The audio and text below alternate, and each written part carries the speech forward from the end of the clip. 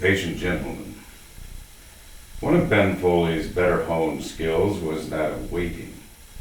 He could sit and wait for 2 or 3 hours at a stretch when he had a strong enough reason to do so.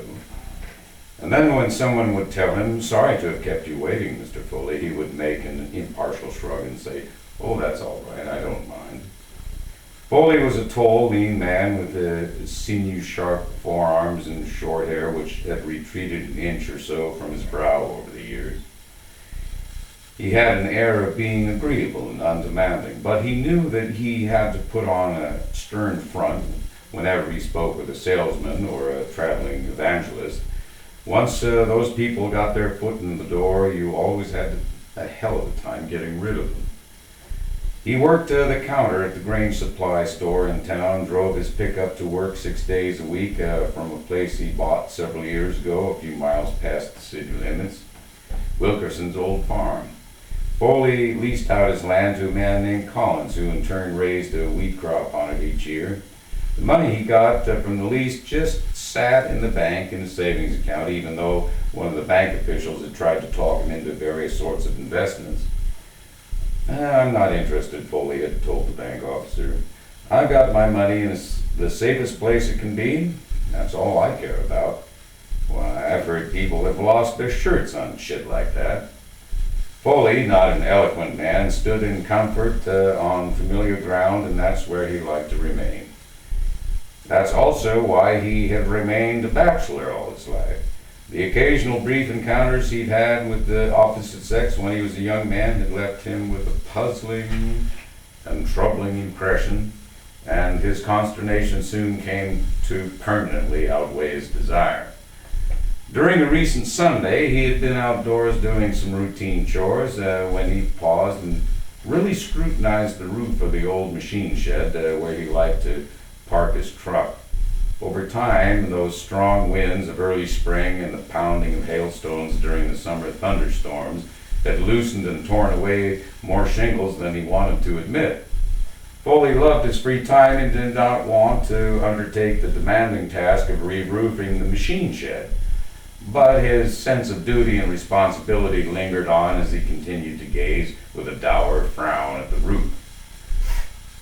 He decided to look at the roof more closely and hauled out a long wooden ladder from the machine shop and propped it up against the side of the small building. He started to climb the ladder and he could feel those old rounded wood rungs bow under his weight just slightly.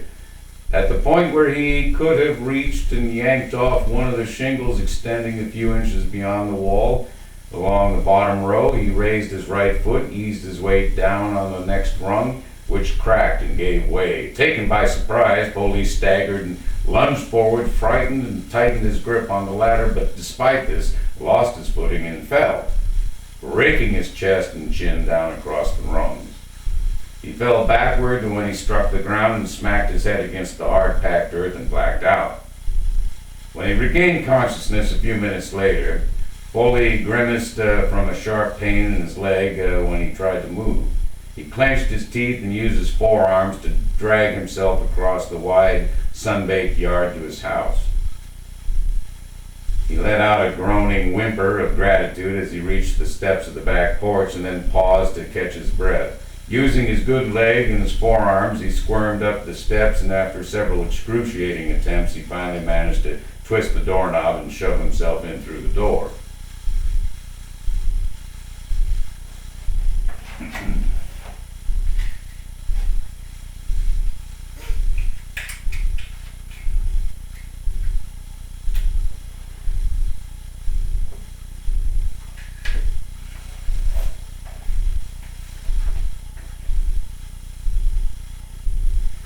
The phone lay on the counter between the kitchen and the living room. He got close enough to the cord to grab it and pulled the phone crashing onto the floor. He punched in the emergency number and a woman answered, and he told her his name and where he lived and that he'd broken his leg and he needed some help.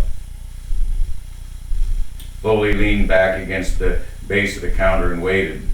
The time crept along in agonizing slowness, just as he had crept across the yard. His leg throbbed and he could feel his blood pulse through his ears.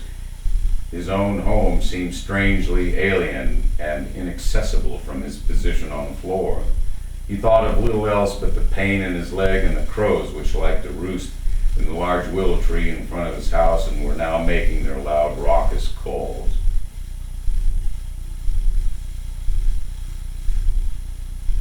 He was taken to the city hospital in an ambulance, where he then lay on a gurney in the hallway of the emergency ward and waited to be examined and then have the broken bone in his leg set back in place. He stared at the ceiling and listened to the cryptic announcements over the PA system. 3 different nurses passed back and forth repeatedly at various times, and Foley would watch them warily, as if at any moment one of them might descend upon him intent upon performing some unpleasant procedure. He felt like a captive, incapable of exercising the least autonomy, particularly that of simply getting up from the gurney and walking out of the building. Worries poured through his mind. Even though he had a modest insurance plan through the grain supply, his painful misadventure would still cost him plenty. He was afraid to speculate how much. Then he had to face the problem of how he was going to look after himself while hobbled in a cast. Presently, one of the nurses approached him with an artificial smile and announced that she was going to take him to the x-ray room. They need to take a picture of his leg, she said. As she wheeled him along the crowded hallway, Foley said, "Say, nurse, this leg hurts like crazy. Could I get one of those shots to kill the pain?" "I'll tell the doctor, Mr. Foley, but you'll just have to wait. Is that all right?" "Sure, I guess so."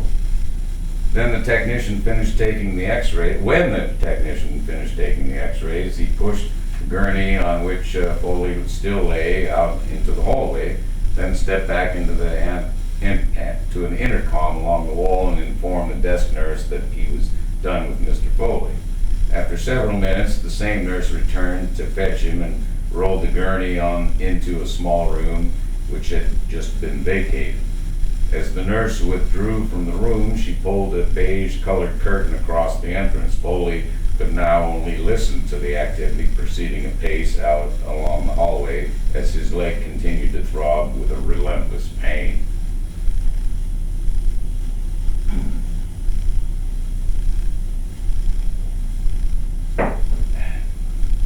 Eventually, a doctor named Wiseman pulled back the curtain, had a brief chat with Foley, remarked on the x-rays which he had examined, and soon a nurse appeared with a stainless steel tray upon which rested a syringe. "This should help reduce the pain you're feeling," Wiseman said, then took Foley's arm at the elbow and with a deft gesture sank the needle into a prominent vein. Foley felt a surprising warmth spread through his arm before an irresistible force drove him into unconsciousness. Wiseman nodded to the nurse, who set the tray aside and pulled the gurney back into the hall, turned and pressed on toward a room where the cast would be applied to the patient's leg. Sometime later, the nurse asked Foley if she could call someone for him who could give him a lift home. "You can call a cab, I suppose," Foley said. When the nurse returned, she gave him a business card and explained, "You might want to give these folks a call. It's a home care service. We even got a few trained nurses. Since you live alone, Mr. Foley, I thought this might help."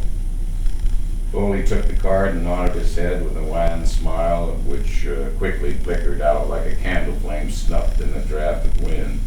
Later, the cab driver appeared, and Foley levered his plaster-encased leg over the side of the gurney and took hold of the metal crutches which the nurse